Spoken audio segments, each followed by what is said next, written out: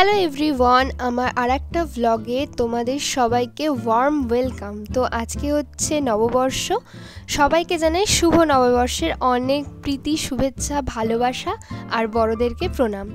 আজকে সকালটা শুরু হয়েছিল আমার এক কাপ চা দিয়ে। তারপরে যেহেতু আজকে অশোক ষষ্ঠী ছিল, তাই জন্য মা এখানে পুজো দিতে বসেছে। আর মা পুজো দেওয়ার সময় আমি যদি বাড়িতে থাকি সবসময়ই ঠাকুর ঘরে আমাকে পাবে, কারণ আমার ঘরেতেই ঠাকুর।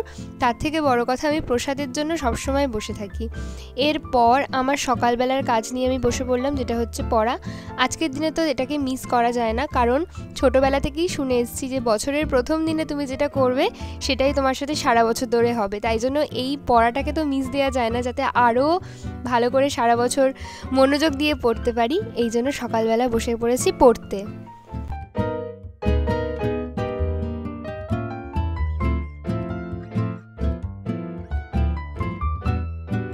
বেশ অনেক দিন ধরেই আমি ভাবছিলাম যে আমার পড়ার টেবিল, ড্রেসিং টেবিলের এমন অবস্থা, আমি একটু ভালো করে গুছাই। তাই জন্য আজকে সময় পেয়ে আমি ভালো করে একটু গুছিয়েও নিয়েছি। আমার ড্রেসিং টেবিল, আমার পড়ার টেবিল, বই রাখার টেবিল সবগুলোকেই ভালো করে গুছিয়ে নিয়েছি।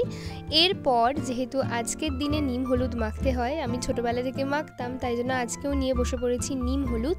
আসলে নিম এই সময়ে অনেক রোগ হয়, সেটার হাত থেকে বাঁচার জন্যই এই নিম হলুদ আর কি মাখতে হয়। আর এখানে আমি হামানদিস্তা দিয়ে এটা ভালো করে থেতো করে নিচ্ছি। এরপর এই দেখো আমার নিম হলুদটা রেডি। তোমরা কারা কারা নিম হলুদ মেখেছো আমাকে অবশ্যই জানিও। এরপর আমি এই আয়নার সামনে দাঁড়িয়েও এটা অ্যাপ্লাই করতে শুরু করলাম সারা মুখে, হাতে।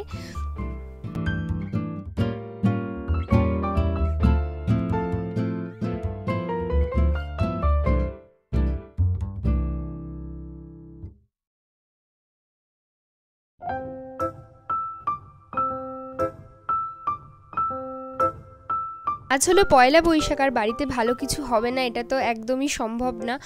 আর আজকে দিদিও এসেছিল ট্রেনিং সেন্টার থেকে, 12 ঘন্টার জন্য ছুটি পেয়েছিল।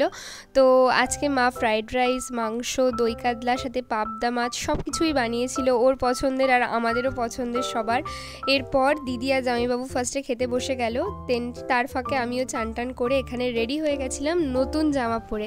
তোমরা কারা কারা নতুন জামা পরেছিলে বলো তো? পয়লা বৈশাখে আশা করি সবাই নতুন জামা পরেছিলে, কিন্তু এই জামাটা আমার খুব ঢিলে হয়েছিল। আসলে মা অনেকটাই বড় কিনে ফেলেছিল, আর এটাকে আমি অল্টার করতে দিতে একদম ভুলে গিয়েছিলাম। কিন্তু এই জামাটা আমি পরে নিলাম, কারণ পয়লা বৈশাখে নতুন জামা পরাটা ইজ নস্টালজিক। সো এরপর আমি ক্রিম ট্রিম মেখে রেডি হয়ে যাচ্ছি।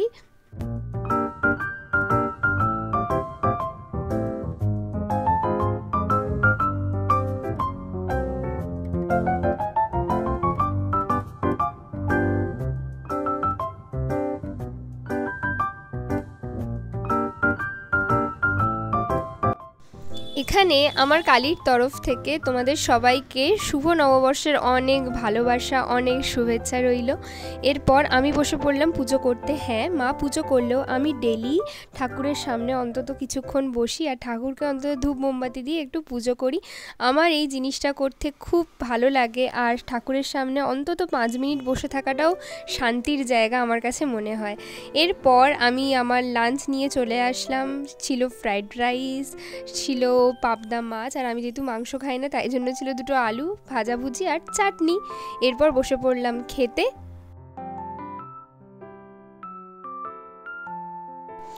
তারপর বিকেলবেলা এখানে আমি লস্যি খাচ্ছি, আর আজকের ভ্লগটা এই লস্যি খাওয়া দিয়েই শেষ করছি। তোমাদের ভিডিওটা কেমন লাগলো আমাকে অবশ্যই জানিও, আর তোমাদের নববর্ষ কেমন কাটলো আমাকে অবশ্যই কমেন্ট করে জানিও। ভালো লাগলে লাইক করো, আর চ্যানেলটা যারা নতুন তারা সাবস্ক্রাইব করো। দেখা হচ্ছে অন্য একটা ভ্লগে। আর শেষে সবাইকে আবারও শুভ নববর্ষ, সবার এই বছরটা খুব খুব ভালো কাটুক। Thank you.